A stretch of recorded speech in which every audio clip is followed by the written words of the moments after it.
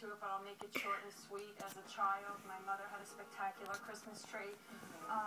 We spent a lot of time in New York City visiting at Christmas time, and I made it an annual event with my father to frequent Fortune Up at Christmas time, which had the most illustrious Christmas displays anywhere around, and we would sit and basically study everything that they would do.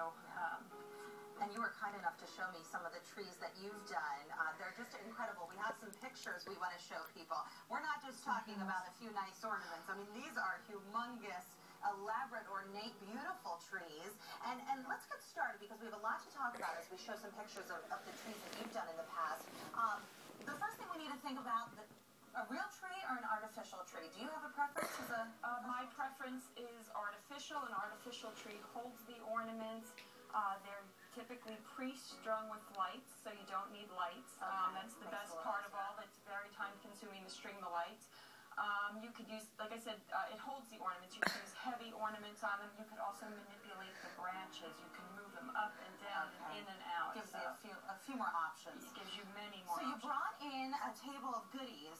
What's the next decision we have to make? These are all goodies, by the way, we're going to use on the tree that we're going to be showing you this morning.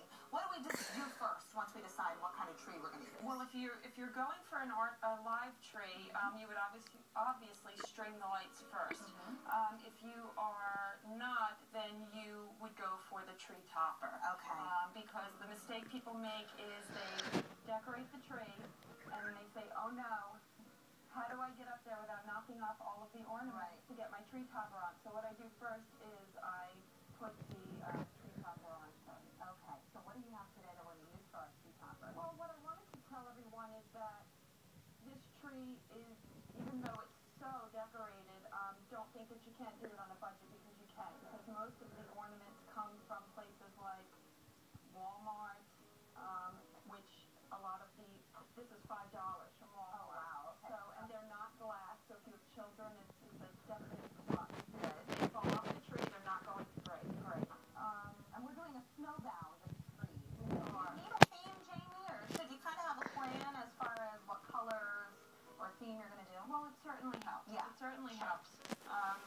You know, today we chose a Winter Wonderland snowbound theme, and it will get snowier as we work on it. Exciting. Okay, what else are we going to be using on our tree today? Well, there are some different things that you could use. One thing, which is my favorite, is it's called a flocking spray. Okay. Basically, this sprays the snow white. And you can see it's kind of in our branches. You've already done that. In the branches, it's up on the pine cones. Those are real pine cones that were unsprayed, and I sprayed them this morning. Great. Which I can actually show you really quickly. Pine cones here. So did you just hit up the local craft stores, Jamie, for most of these? Basically, these came from neighbors in Hellertown. I should mention that also a lot of the ornaments came from the Moravian Bookshop and Bonton. So we're lucky to have some good options for we have great options that people don't realize. I'm just going to give this a quick spray to show you how effective this is. I'm going to make a mess of the floor, but basically it will make anything look very snowy and beautiful. That's great. Okay, so what else do we have that we're going to need for our tree today? Okay, well, obviously ornaments. Like I said, these are plastic balls. We don't need anything fancy to make it look beautiful. Yeah, I like the size of those. Really What nice. we need is a power strip for behind for all of the plugs. If you have a hardwood floor that's dark, you want a brown extension cord. Okay, to help hide those cords and wires. And the biggest thing of all is that you have floral wire.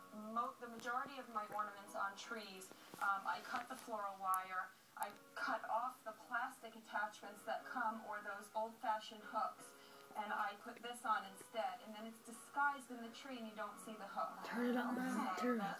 That's a big tip. That you've learned over the years. And if you have a white tree, you would use silver floral wire. Okay. Now, any tips on overdoing it or underdoing it? How do you know when your tree, that's good enough? Let me step away and enjoy. Well, you just basically go with your style. I go out and I see something I love, and that's it. I create a theme from it. So, you could put as little or as much as you'd like on a tree. You could keep going. I could keep going on this tree, and it would still be It looks beautiful. Now, this is a hobby for you and something you love to do. Does it stress you out? I mean, some people look at this tree, look at all these, the supplies that we have out here this morning and think, oh my gosh, that's a headache. Does it stress you out? How do you keep Not calm? at all. I keep calm because I pace myself. I start Thanksgiving night.